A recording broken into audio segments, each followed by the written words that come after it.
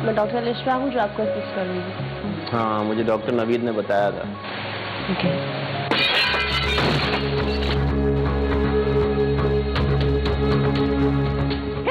मेरे पास मत आना, मैं जान से मार दूंगी। कोई भी नहीं आना। आबरू, इंजेक्शन नीचे रखो। नहीं, मुझे पता है तुम लोगों को उसी ने भेजा ना मुझे मारने के लिए, लेकिन मैं तुम लोगों को मार दूंगी, मैं बोल रही हूँ। नहीं आबरू, किसी को किसी ने नहीं भेजा। रिलैक्स हो जाओ, इंजेक्शन रख दो नीचे। मुझे जाने दो यहाँ से। Let me handle this. Doctor मान, प्लीज बी केयरफुल। देखो, दूर नहीं आना, मार दूंगी मैं। मेरे पास कुछ भी नहीं है। देखो, नहीं, पास मत आना, मैं बोली मैं मार दूंगी, मैं मार कुछ भी दूंगी। नहीं है मेरे पास, कुछ भी नहीं। ठीक है, लाओ, मुझे दे दो, लग जाएगी। दे दो। शाबाश। बैठ जाओ। बस, रिलैक्स। बस।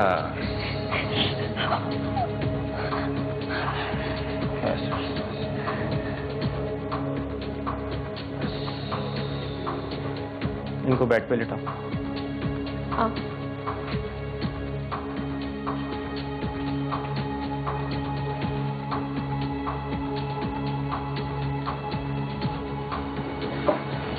तुम ये सामान उठाओ जल्दी।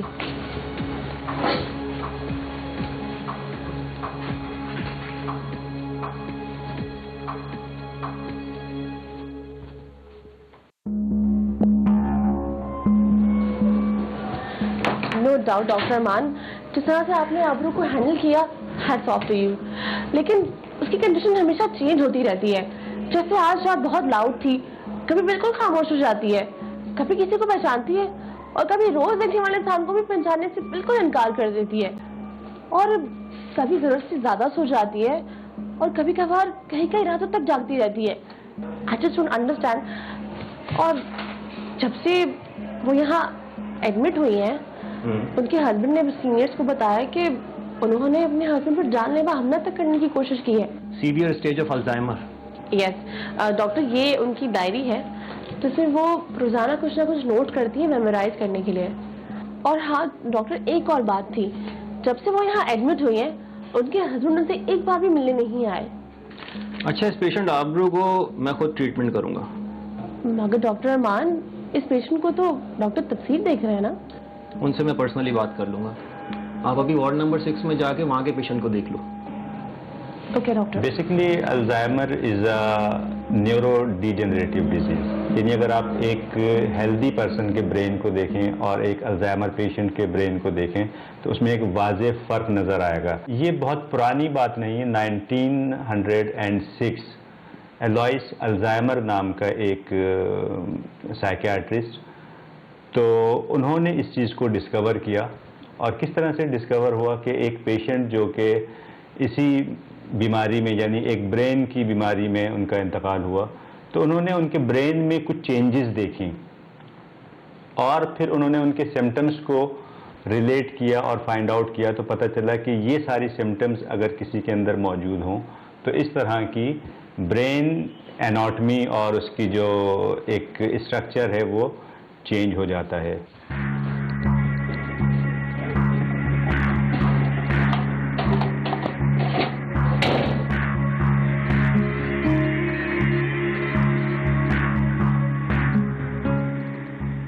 क्या बात है आबरू?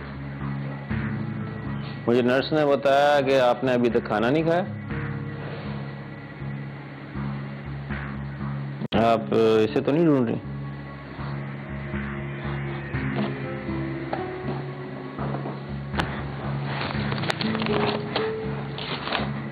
कपड़े धोने से पहले जेबें टटोलनी है, कपड़े धोने से पहले जेबें टटोलनी है। मिस आबरू, मेरा नाम डॉक्टर अरमान है। मैं आपकी... मैं पागल नहीं हूँ, पागल नहीं हूँ मैं। जेबें टटोलनी है। जी बिल्कुल, आप पागल नहीं हैं, लेकिन इस वक्त आपके दिमाग में क्या चल रहा है मेरे लिए जानना बहुत जरूरी है। मैं आपकी हेल्प करना चाहता हूँ। मेरे दिमाग में तो कुछ भी नहीं रहता, तभी तो मैं इसमें लिख के रखती हूँ। ये देखिए, ये अगर मैं लिख के ना रखूं ना तो बहुत बड़ा नुकसान होगा, जैसे उस दिन हुआ था।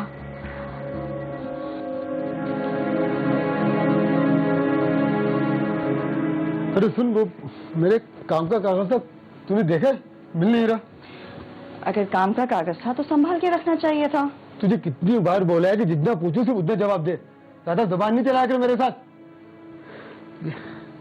अरे एसी में तो रखा था। निकल के एक मिनट।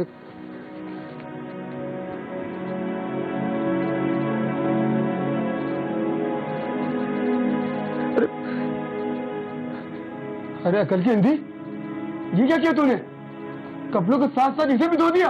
अरे हमीद, इतना भड़क क्यों रहे हैं? एक कागज ही तो है। ये भड़कने की बच्चे, ये कोई आम कागज नहीं था, सोनू के स्कूल की आधी फीस करवा के लाया था। अरे कितने धक्के खाए थे मैंने इसके लिए, तब जाके ये मिला था, और तूने इसे धो दिया। अब क्या तेरे मरे हुए माँ बाप सोनू की फीस भरेंगे? देखिए हमीद, मेरे माँ बाप तक पहुँचने की जरूरत नहीं है। अगर इतना जरूरी था तो खुद ही ध्यान रखना चाहिए था ना। तू मुझे सिखा रही है? मुझे? हमीद क्या कर रहे हैं? छोड़े मेरा हाथ, दर्द हो रहा है मुझे। दर्द हो रहा है कि बच्ची, आइंदा कपड़े धोते वक्त ना जेबों को अच्छी तरह टटोल लेना, मतलब कपड़ों को साथ साथ तेरी भी धुलाई कर दूंगा, समझी? पकड़ इसको।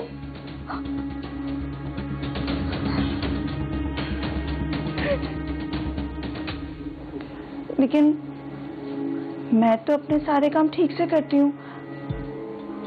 कोई भी चीज कहीं रख दूं तो बाद में वो चीज वहां पर नहीं होती। मुझे तो लगता है मेरा शौहर ये जानबूझ के करता है, उसी ने किया होगा। नहीं, ऐसा नहीं है। अक्सर औकात हमारी मेमोरी से बहुत सी चीजें रेज हो जाती हैं जिसका हमें उस वक्त पता नहीं चलता, अक्सर वहम सा लगता है। अच्छा, तो आपके साथ भी ऐसा होता है क्या? अब मुझे बहुत नींद आ रही है, सुबह जल्दी उठना है, सोनू को स्कूल भेजना है। ठीक है, तो आप जाएं, मुझे सोना है। हाँ, चाहिए। मेमोरी लॉस शॉर्ट टर्म या लॉन्ग टर्म, ठीक है, इसकी बहुत सारी रीजंस हैं। कुछ तो डिजीज़ की वजह से होती हैं, जैसे अल्जाइमर, पार्किंसन, साइकोसिस, न्यूरोसिस, और इसके अलावा कुछ ऐसी प्रॉब्लम्स या सिचुएशंस क्रिएट होती हैं इंसान की ज़िंदगी में कि जिसकी वजह से इंसान एक मेमोरी लॉस का शिकार हो जाता है। मतलब फर्स्ट टाइम में तो उसको पता ही नहीं चलता कि वो कुछ भूल गया या कुछ उसने गलत कर दिया। फिर वो जब रिपीटेड एक्शन होता है 3-4 दफ़ा, तो फिर वो कहता है कि भाई मैं भूल गया। फर्ज करें कि घर के माहौल की वजह से वो एक प्रॉब्लम क्रिएट हुई, तो अब उसका माइंड भी उसको सपोर्ट करता है। यानी वो जब वो बार बार कहता है कि मैं भूल गया, भाई मैं भूल जाता हूँ, भाई आजकल पता नहीं क्या भूलने का मसला हो गया है, तो बार बार जब वो रिपीट करता है तो वो एक तरीके से सेल्फ अफर्मेशन के तौर पे वो चीज़ जाती है और उसका माइंड कहता है ओके, यानी मैं भूल जाता हूँ, तो माइंड उसको एज ए कमांड लेता है ओके, और फिर वो अल्टीमेटली भूल जाएगा।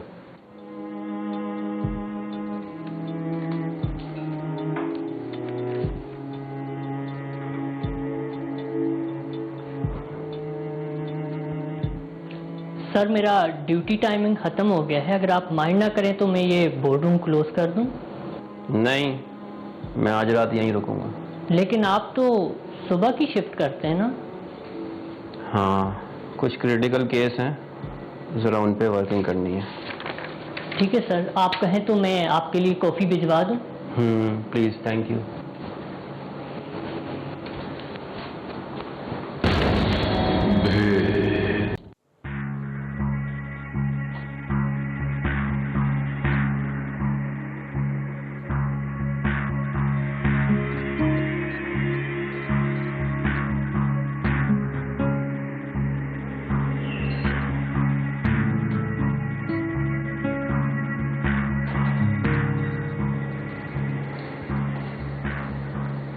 सर, आप रात भर यहीं थे? वो प्यून रशीद भी बता रहा था कि आपने नाइट शिफ्ट भी की है। पेशेंट आबरू की फाइल स्टडी कर रहा हूँ। सर, यहाँ और भी डॉक्टर्स हैं ऑन ड्यूटी। लेकिन मैं इस केस को पर्सनली हैंडल कर रहा हूँ। चलो, मैं फ्रेश हो जाऊं, फिर पेशेंट राउंड पे भी जाना है। सर आपसे एक बात पूछूं, अगर आप बुरा ना माने तो? पूछो। जब से अल्जाइमर पेशेंट को आपने देखा है, आप कुछ ज्यादा ही पर्सनल इंटरेस्ट नहीं ले रहे, जबकि यहाँ 200 मरीज है। अब आई मीन टू से कि अब इस केस पर, ये केस तो डॉक्टर तफसीर का था ना? मैं बस इतना कहूंगा कि इस पेशेंट को देख के मुझे कोई अपना याद आ जाता है। चलो मैं ग्राउंड पे निकलूं। ये लें दवाई। सोनू को तैयार करके स्कूल भेज रहे, देर हो रही है। हाँ, चुपचाप दवाई खाएंगी, क्या रोज रोज का लगाए हुए? बैठती हो क्या? लगाऊं एक?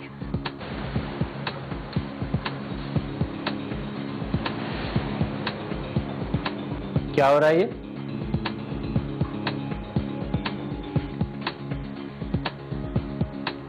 डॉक्टर साहब, ये दवाई लेते टाइम यही करती हैं रोज। तो तुम पेशेंट पे हाथ उठाओगी? तुम जानती हो इस हरकत के खिलाफ एडमिनिस्ट्रेशन डिपार्टमेंट में तुम्हारी कंप्लेन हो सकती है। Sorry doctor. इधर दो दवाइयां, जाओ।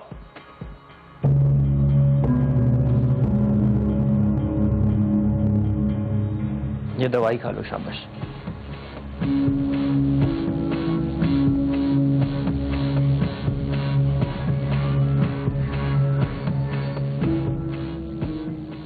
जो भी केयर टेकर स्टाफ होता है अमूमी तौर पे वो वेल ट्रेंड होते हैं जिस भी डिपार्टमेंट के लिए उनको रखा जाता है, लेकिन इंस्पाइट ऑफ दैट पेशेंट्स के लोड की वजह से, अपने घरेलू प्रॉब्लम्स की वजह से बहुत सी दफ़ा वो इरिटेट हो जाते हैं और वो ये भूल जाते हैं कि इस मरीज़ को कुछ ख़ास केयर की ज़रूरत है। ऐसे लोगों को अगर आप बहुत ज़्यादा हार्शली, बैडली डील करते हैं तो वो उनका प्रॉब्लम और वर्सन होता है। इनको बड़े ही प्यार से, तरीक़े से, पोलाइटली और इस तरह से डील करना चाहिए कि ये अपने आप को आपके साथ सेफ महसूस करें। सोनू को स्कूल भेजना है। हाँ, वो चला गया स्कूल। जा चुका? अच्छा। हाँ, हमीद ने भेजा होगा ना? हमीद कौन, तुम्हारा शौहर है? हाँ, शौहर है। बहुत गुस्सा करता है, बहुत गुस्सा आता है उससे। पर पहले ऐसा नहीं होता था, लेकिन पता नहीं अब क्या हो गया है। जबकि मैं हर बार लिख के रखती हूँ। ये देखिए, इसमें मेरे घर का एड्रेस है, अब सोनू के स्कूल का पता, सब चीजें लिखती हूँ। जैसे उस दिन भी मैं सोनू को स्कूल से घर लेने के लिए निकली थी। सोनू के स्कूल के लिए कहीं देर ना हो जाए।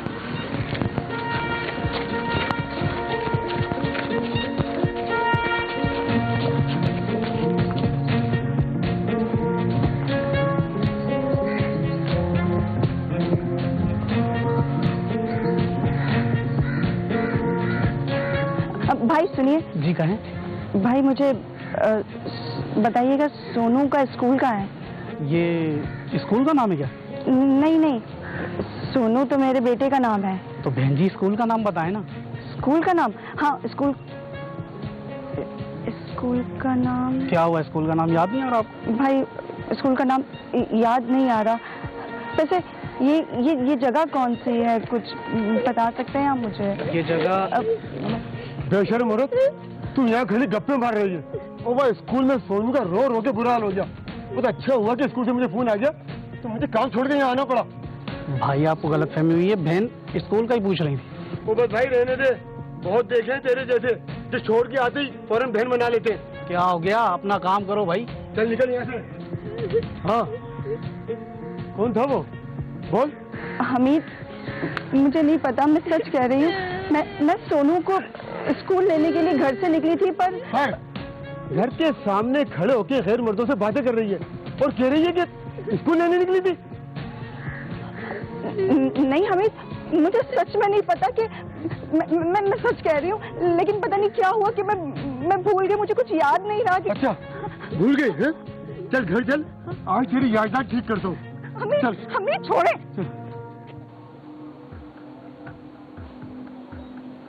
उस दिन वो बहुत गुस्से में थे।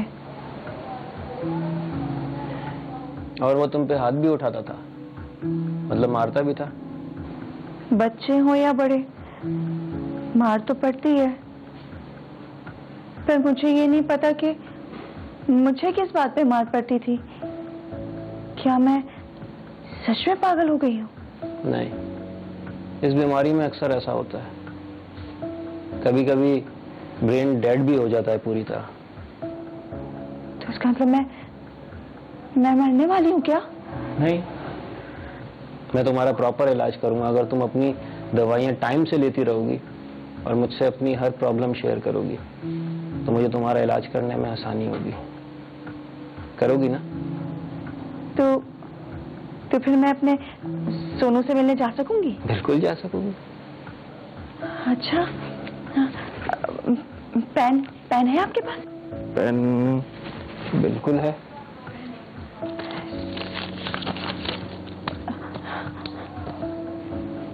सोनू से मिलने जाना है, दवा टाइम पे लेनी है।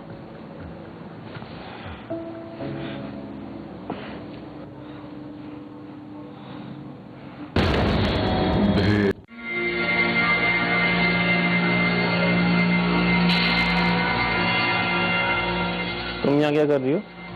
उठो। हर तरफ आगे चारों तरफ धुआं है, मैं नहीं आ रही। कहाँ आग लगी है? तुम्हें दिखाई नहीं दे रहा? वहाँ आग लगी है, और वहाँ उधर हर जगह आग लगी है। कोई आग नहीं लगी है। किसने लगाई है आग? मैंने आग लगाई है। मैंने लगाई थी उस दिन मैं खाना बना रही थी। धुआं? बेटा तब न्यूर को अंदर नहीं आना। आग?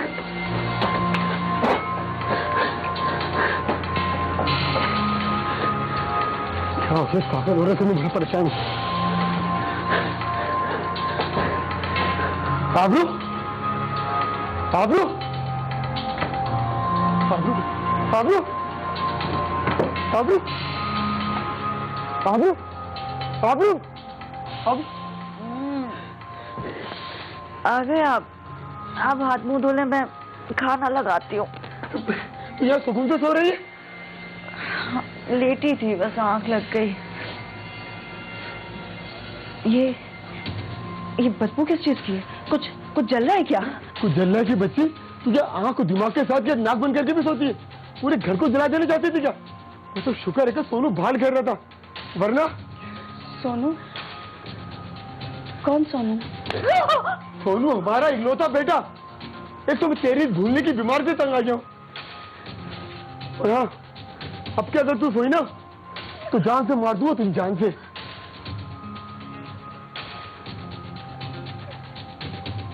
नहीं, आग लगी हुई है, मुझे बहुत घुटन हो रही है।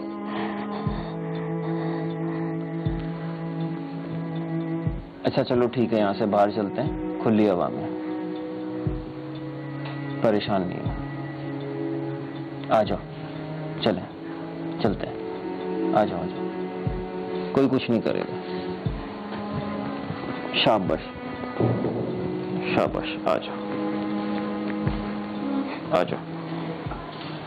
जो अल्जाइमर्स के पेशेंट्स हैं तो उसमें मुख्तलिफ स्टेजेस हैं। फर्स्ट स्टेज है, उसमें इंसान भूलना शुरू कर देता है, ठीक है, और फिर उसको जो है थोड़ा सा सोचने में प्रॉब्लम क्रिएट होती है। फिर सेकंड स्टेज में उसका कन्फ्यूजन बढ़ जाता है। फिर थर्ड स्टेज में जाता है तो फिर उसका कॉग्निटिव फंक्शन डिस्टर्ब हो जाता है। फिर उसको टाइम, स्पेस, जजमेंट, ये सारी चीज़ें प्रॉब्लम कॉज करती हैं। जब कैफियत बढ़ती है तो फिर ये मरीज़ हेलुसिनेशन और डिल्यूजन्स की तरफ चले जाते हैं, यानी फिर सेंसरी जो इनका परसेप्शन है वो भी डिस्टर्ब हो जाता है, यानी फिर जो चीज़ एग्जिस्ट नहीं करती वो उनको नज़र आती है। वो बातें जो बातें अभी हो नहीं रही हैं लेकिन वो भी उनको सुनाई देती हैं। ये लो पानी पी लो, शाबाश, पी लो।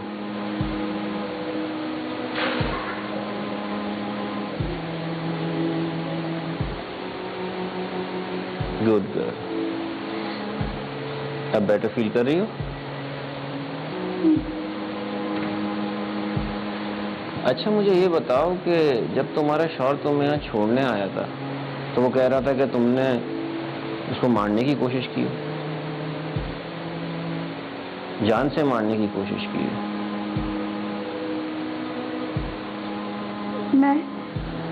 मैं कई रातों से सोई नहीं थी, इस डर से कि फिर से कोई हादसा ना हो जाए। और मुझे हमीद की बातों का भी डर था कि अगर मैं कहीं सो गई तो वो मुझे जान से मार देगा। और फिर एक रात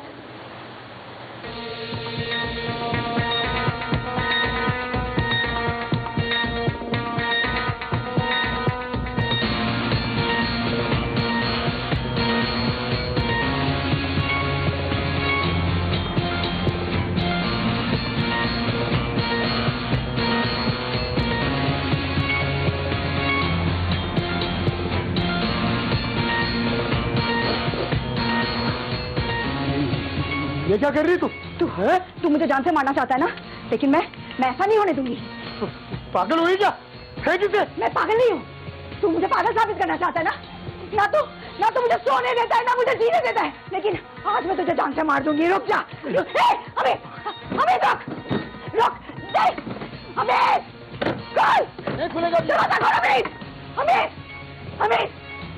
अमित दरवाजा खोल। इधर ही मर तू। अभी दरवाजा पागल खाने वाले आके खोलेंगे। पागल नहीं हूँ मैं, खोल दरवाजा। अमित दरवाजा खोल दरवाजा।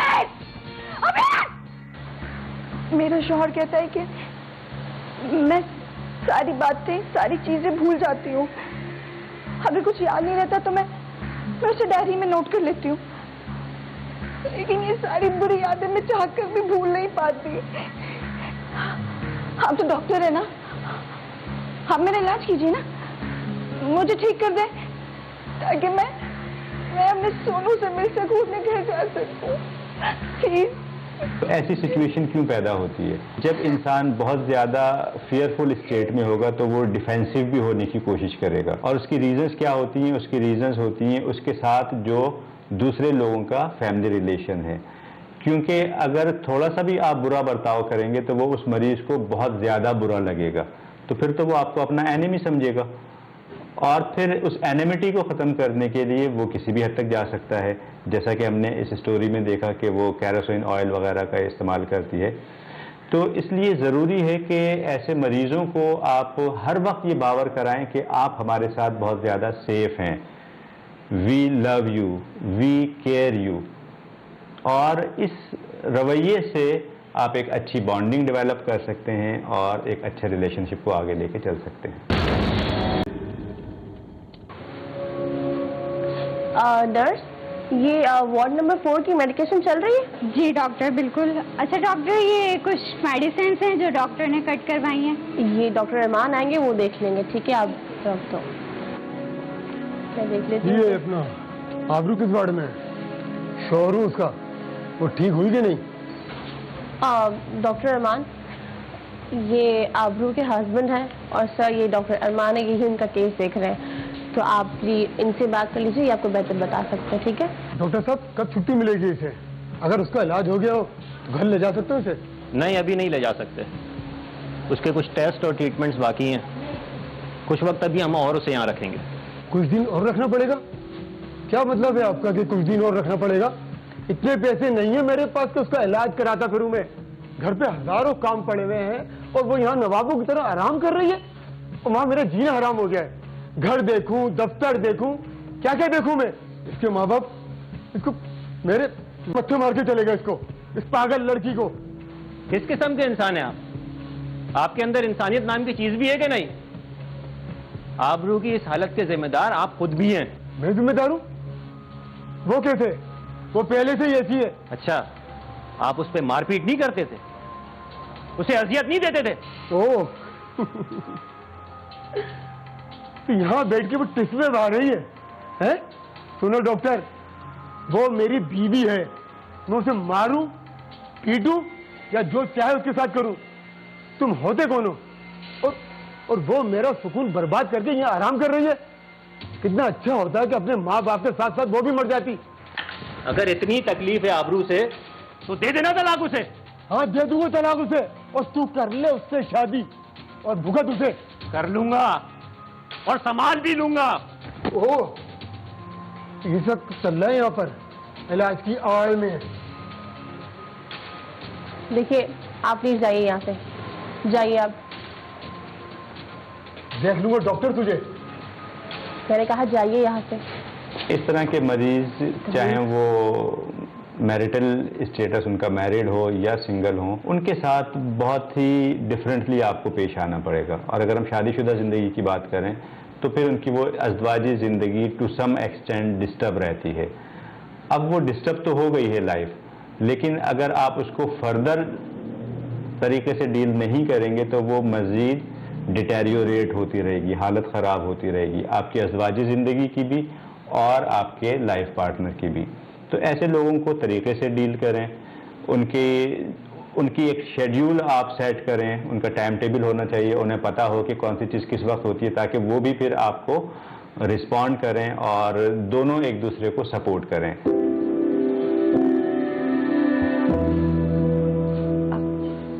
क्या हुआ? बाहर इतना शोर क्यों हो रहा था? कुछ नहीं, अब तो मैं कोई परेशान नहीं करेगा, क्योंकि मैं तुम्हारे साथ हूं।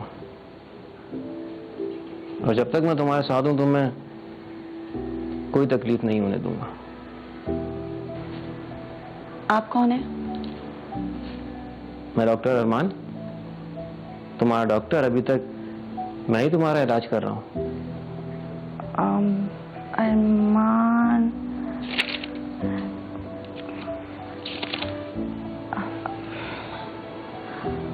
नहीं, आपका नाम तो डायरी में नहीं लिखा है। आबरू, ये डॉक्टर अरमान है जो कई दिनों से तुम्हारा ट्रीटमेंट कर रहे हैं। तुम्हें याद नहीं है? सी, मैंने आपसे कहा था ना कि लोगों को भूल जाती है, पहचान नहीं पाती। क्या अब भी आप इसको अपनाना चाहते हैं? तुम मुझसे पूछती थी ना कि सिर्फ यही पेशेंट क्यों, आपका इस केस में इतना इंटरेस्ट क्यों है।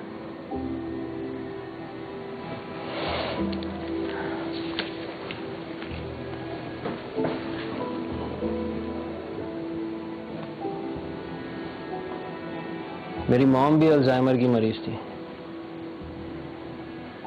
मेरे डैड ने इस मर्ज की वजह से उन्हें और मुझे दोनों को छोड़ दिया, कहीं उन्हें भी ये बीमारी ना लग जाए। जब हमें उनकी सबसे ज्यादा जरूरत थी तब उन्होंने हमारा साथ छोड़ दिया। मेरी मॉम को प्रॉपर ट्रीटमेंट ना मिलने की वजह से, केयर ना मिलने की वजह से वो सरवाइव नहीं कर सकी और उनकी डेथ हो गई। और जब मैंने आबरू को देखा तो मुझे मेरी मॉम याद आ गई। फिर मैंने उसी दिन से तय कर लिया था कि भले मैं ऐसे याद रहूं ना रहूं, लेकिन मैं इसका साथ मरते दम तक दूंगा। अल्जाइमर डिजीज कोई ऐसी वेल नोन डिजीज नहीं है, मतलब अभी कि इसका प्रॉपर कोई टेस्ट करवाएं और आपको पता चल जाए। इसमें एक पूरा प्रोसीजर फॉलो किया जाता है, सीरीज ऑफ टेस्ट होती है डिफरेंट टूल्स के जरिए, फिर ये इस्टेब्लिश किया जाता है कि इसको ये प्रॉब्लम है। तो बिल्कुल इसी तरीके से कोई मेडिसिन भी इस तरह की नहीं है अभी तक कि जिसके ज़रिए कोई महीने 2 महीने का ट्रीटमेंट हो और ये बीमारी हमेशा के लिए ख़त्म हो जाए। तो इसमें पेशेंट के साथ जो फैमिली है उसको पेशेंस की ज़रूरत है। जब आप एक सब्र व तहम्मुल के साथ ज़िंदगी गुजारेंगे, इन लोगों की बीमारी को बीमारी समझेंगे, उनको आप समझेंगे कि इन्हें ज़्यादा अटेंशन की ज़रूरत है, ज़्यादा केयर के साथ, ज़्यादा लव के साथ, ज़्यादा अफेक्शन के साथ ज़िंदगी गुजारेंगे, तो उनकी ज़िंदगी भी बेहतर होगी, उनको बेहतर होने का मौका मिलेगा और आपके घर का माहौल भी अच्छा रहेगा और आप एक हेल्दी एनवायरनमेंट में ज़िंदगी गुजार सकते हैं।